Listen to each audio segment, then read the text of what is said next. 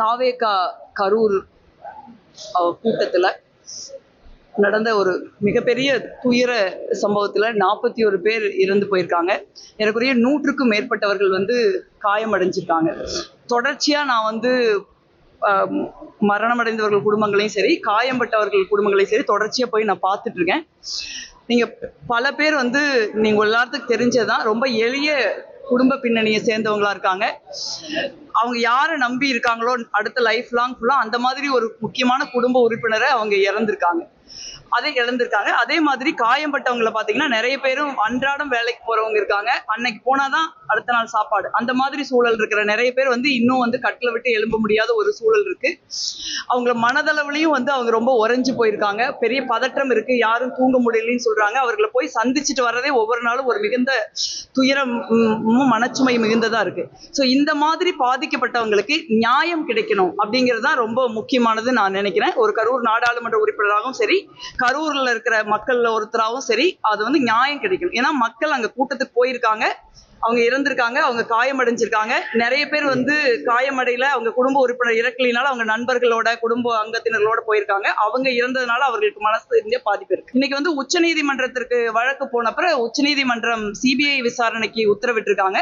CBI விசாரணையை கண்காணிப்பதற்கு நீங்க மாண்புமிகு முன்னாள் நீதியரசர் சஞ்சய் ரஸ்தோகி அவர்களுடைய தலைமையில ஒரு குழுவை அமைச்சிருக்காங்க.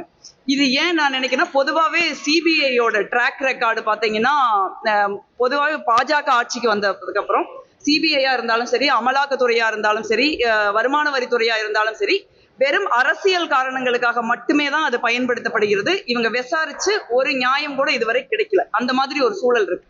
அதனாலதான் சிபிஐ விசாரணை மட்டும் வச்சா மக்களுக்கு நம்பிக்கை இருக்காது. அப்படிங்கிறதுனாலதான் உச்சநீதிமன்றம் சிபிஐ விசாரணையையும் கண்காணிப்பதற்கு ஒரு ஓய்வு பெற்ற நீதியரசர் அவர்கள் தலைமையில ஒரு குழு அமைச்சிருக்காங்க.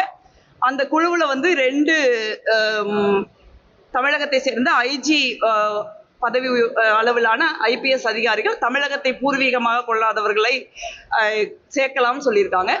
என்னை பொறுத்த வரைக்கும் இது கோர்ட் ஆர்டர்னா கூட நான் எனக்கு இருக்கிற சஜஷன், அந்த 2 ஐபிஎஸ் ஆபீசர்கள்ல ஒருத்தர் அஸ்ரா கார்க் அவர்களா இருக்கணும்னு நான் நினைக்கிறேன். ஏன்னா அவங்க சொல்ற எல்லா விதமான நடைமுறைகளும் திரு அஸ்ரா கார்க் அவர்களுக்கு பொருந்துகிறது. அவர் தமிழ்நாட்டை பூர்வீகமாக கொண்டவர்கள், அவர் பஞ்சாபை பூர்வீகமாக கொண்டவர். அதே மாதிரி இந்த விசாரணையை இதுவரைக்கும் அவர் முன்னெடுத்திருக்காரு. இதுவரைக்கும் ஒரு சின்ன குற்றச்சாட்டு கூட கிடையாது.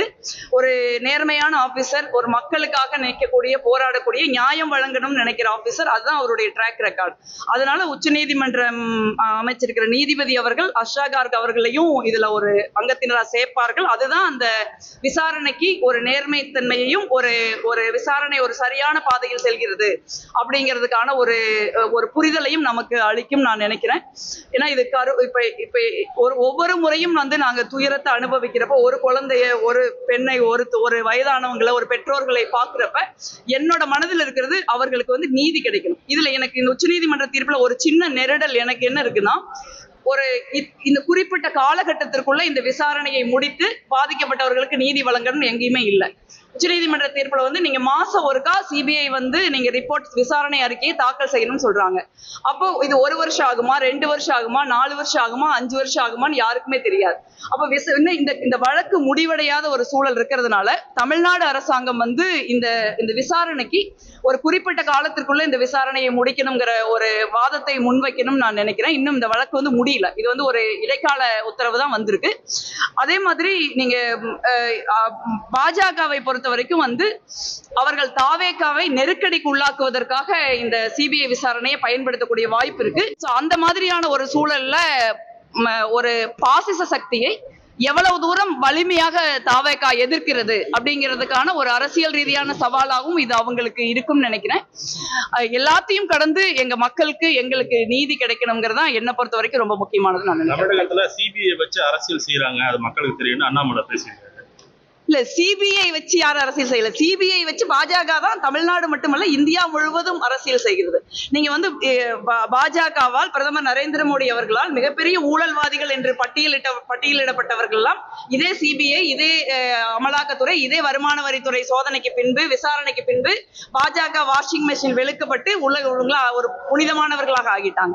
இதுவரைக்கும் வந்து எங்கேயாவது இந்த சிபிஐயோ, இந்த இடியோ, இந்த வருமான வரித்துறையோ பாஜக ஆளுகின்ற மாநிலங்களுக்கு போய் அங்க இருக்கிற யாரையாவது விசாரிச்சு அவங்களை எல்லாம் புக் பண்ணிருக்காங்களா நீங்க பாருங்க. இதுவரைக்கும் வந்து நம்ம யாரும் வந்து ஒரு அரசியல் நோக்கத்தோட சொல்லல. பாஜகவினுடைய 11 ஆண்டு கால ட்ராக் ரெக்கார்டுங்கிறது இந்த மாதிரி விசாரணை அமைப்புகளை அரசியல் ரீதியாக பயன்படுத்துறதானே ஒழிய மக்களுக்காகவோ ஒரு மாநிலத்தின் நலன்களுக்காகவோ அதை பயன்படுத்துறதே இல்லை. இவர்கள் எல்லாம் பாஜகவினுடைய ஒரு டீம் மாதிரி இருக்காங்க. சிபிஐயா இருந்தாலும் சரி, இடியா இருந்தாலும் சரி, வருமான வரித்துறையாக இருந்தாலும் சரி. அதனால எங்களுக்கு ஒரு அச்சம் இருக்கு. ஆனா அதே நீதிமன்றம் சிபிஐ விசாரணையையும் கண்காணிப்பதற்கு ஒரு நீதிபதி குழுவை அமைச்சிருக்காங்க. அதுல 2 தமிழ்நாட்டில் சர்வீஸ் பண்ற IPS ஆபீசர்ஸ்கள் இருப்பாங்க அப்படின்னு சொல்றது வந்து ஒரு நம்பிக்கை அளிக்கக்கூடிய விஷயமா இருக்கு. ஆனா இது நிச்சயமாக ஒரு குறிப்பிட்ட காலத்திற்குள்ள வந்து இந்த விசாரணை முடிக்கப்பட்டு எங்களுக்கு நீதி வழங்கப்பட வேண்டும் நான் நினைக்கிறேன். அந்த உத்தரவு உச்சநீதிமன்ற உத்தரவில் இல்லை. அது வந்து எனக்கு ஒரு பெரிய ஒரு முரணா எனக்கு தெரியுது. செய்திகளை உடனுக்குடன் தெரிந்து கொள்ள கீழ்கண்ட கேபிள் மற்றும் DTH நெட்வொர்க்குகளில் எம்நாடு செய்தி தொலைக்காட்சியை காணுங்கள். பாதகம் செய்பவரை கண்டால் நாம் பயம் கொள்ளலாகாது பாப்பா. மோதி முடித்துவிடு பாப்பா, அவர் முகத்தில் உமிழ்ந்துவிடு பாப்பா. அண்மை செய்திகளை உடனுக்குடன் தெரிந்து கொள்ள இணைந்திருங்கள் எம்நாடு தொலைக்காட்சியுடன்.